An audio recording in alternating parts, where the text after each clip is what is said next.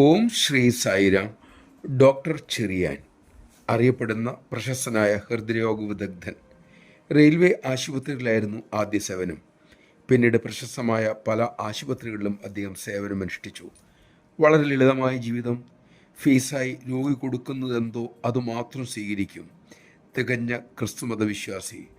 ആശുപത്രിയിലെ തിരക്ക് മൂലം പള്ളിയിൽ പോക്ക് കുറവുമാണ്. രോഗികൾക്ക് ഈശ്വര തുല്യനായിരുന്നു അദ്ദേഹം. ഒരിക്കൽ ഡോക്ടർക്ക് പർത്തിയിലേക്ക് ചെല്ലാൻ ബാബയുടെ ക്ഷണം കിട്ടി. അദ്ദേഹം അമ്പരന്ന് പോയി. എന്തിനായിരിക്കും തന്നെ ബാബ ക്ഷണിച്ചത്? തനിക്ക് ഇത്തരം കാര്യങ്ങളിൽ വിശ്വാസം കുറവാണ്, താല്പര്യവുമില്ല. താൻ ചെന്നാൽ തന്നെ ബാബ എങ്ങനെ തിരിച്ചറിയും? ഈ വിധ ചിന്തകൾ ഉണ്ടായെങ്കിലും അദ്ദേഹം പർത്തിയിലെത്തി. അവിടുത്തെ രീതികൾ കണ്ടപ്പോൾ, ജനക്കൂട്ടത്തെ കണ്ടപ്പോൾ അദ്ദേഹം ആശ്ചര്യപ്പെട്ടു. ഏതൊക്കെ രാജ്യങ്ങളിൽ നിന്നും ജനം വന്നിരിക്കുന്നു. ദർശന സമയമായി. തന്നെ സ്വാമി തിരിച്ചറിയുമോ എന്ന ചിന്തയോടെ ഡോക്ടർ ദർശനവേദിയിൽ ഇരുന്നു. ഡോക്ടറുടെ സമീപത്തേക്ക് സ്വാമി നേരെ ചെന്നു. പേരെടുത്ത് വിളിച്ചു. അഭിമുഖമുറിയിലേക്ക് കൊണ്ടുപോയി. ഡോക്ടർക്കെല്ലാം ഒരു സ്വപ്നം പോലെയാണ് അനുഭവപ്പെട്ടത്. അഭിമുഖമുറിയിൽ വെച്ച് ഡോക്ടർ സ്വാമിയോട് ചോദിച്ചു, ബാബ, അങ്ങ് എന്നിൽ നിന്നും എന്താണ് പ്രതീക്ഷിക്കുന്നത്? ഭഗവാൻ മൃദുവായി അരുളി, യാതൊന്നും ഞാൻ പ്രതീക്ഷിക്കുന്നില്ല, ആഗ്രഹിക്കുന്നില്ല. പക്ഷെ താങ്കൾക്ക് എൻ്റെ സഹായം വേണ്ടിവരും. അമ്പരപ്പോടെ ഡോക്ടർ തിരക്കി, അങ്ങല്ലേ എന്നെ വിളിച്ചു വരുത്തിയത്? ഇവിടുത്തെ ആശുപത്രിയിൽ എന്തെങ്കിലും ആവശ്യമുണ്ടാകുമെന്ന് ഞാൻ കരുതി. പുഞ്ചിരിയോടെ സ്വാമി പറഞ്ഞു, ഇല്ല ഇല്ല, താങ്കൾ എന്നും എന്നോട് പ്രാർത്ഥിക്കുന്നു.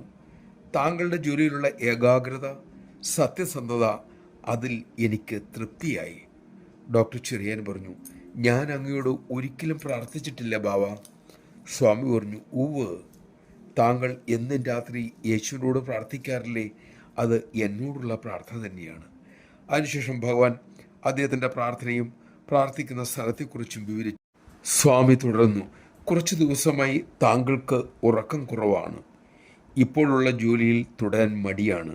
കാരണം മാനേജ്മെൻറ്റുമായിട്ട് ഇപ്പോൾ അഭിപ്രായ വ്യത്യാസമുണ്ട്. വേറെ എവിടെ ജോലിക്ക് പോകും എന്ന ചിന്തയുമുണ്ട്. പരിഭ്രമത്തോടെ ഡോക്ടർ ചോദിച്ചു, ബാബ, അങ്ങ് ഇതൊക്കെ എങ്ങനെ അറിഞ്ഞു? സ്വാമി പറഞ്ഞു, നിങ്ങൾ അടച്ചിട്ട മുറിയിൽ മാനേജ്മെൻറ്റുമായി സംസാരിക്കുമ്പോൾ ആ മുറിയിൽ ഞാനുണ്ടായിരുന്നു. എനിക്കെല്ലാം അറിയാം. വിഷമിക്കേണ്ട, താങ്കൾക്ക് 2 ആശുപത്രിയിൽ നിന്നും ഓഫർ വരും. താങ്കൾക്കത് ധൈര്യമായി സ്വീകരിക്കാം. ഒന്ന് നിർത്തി സ്വാമി തുടർന്നു, കുറച്ചു വർഷങ്ങൾ കഴിയുമ്പോൾ താങ്കൾക്ക് ഗുരുതരമായ ഒരു രോഗമുണ്ടാകും. മേജർ ശസ്ത്രക്രിയയും വേണ്ടിവരും. താങ്കളുടെ സംരക്ഷണത്തിനായി ഇത് ധരിക്കുക. ഇത്രയും പറഞ്ഞ് ഭഗവാൻ തൃക്കരം ചുഴറ്റി പച്ചക്കല്ലുള്ളൊരു മോതിരം തൃക്കൈയിൽ പ്രത്യക്ഷപ്പെട്ടു. അത് ഡോക്ടറെ ധരിപ്പിച്ചു. അത് ഡോക്ടറുടെ വിരലിന് കൃത്യം പാകമായിരുന്നു. ഡോക്ടറുടെ അവസ്ഥ ചിന്തനീയം. ഭഗവാന്റെ പ്രവചനം പോലെ തന്നെ കാര്യങ്ങളെല്ലാം സംഭവിക്കുകയും ചെയ്തു. ഡോക്ടർ ചെറിയാൻ ഭഗവാന്റെ ഉത്തമ അനുയായികളിൽ ഒരാളായി മാറി. ജയ് സായിരാം. ആവശ്യമുള്ളപ്പോൾ വിളിക്കാതെ തന്നെ സ്വാമി നമ്മുടെ രക്ഷയ്ക്കെത്തും. പക്ഷെ നമ്മുടെ ജീവിതം ധാർമ്മികമായിരിക്കണം.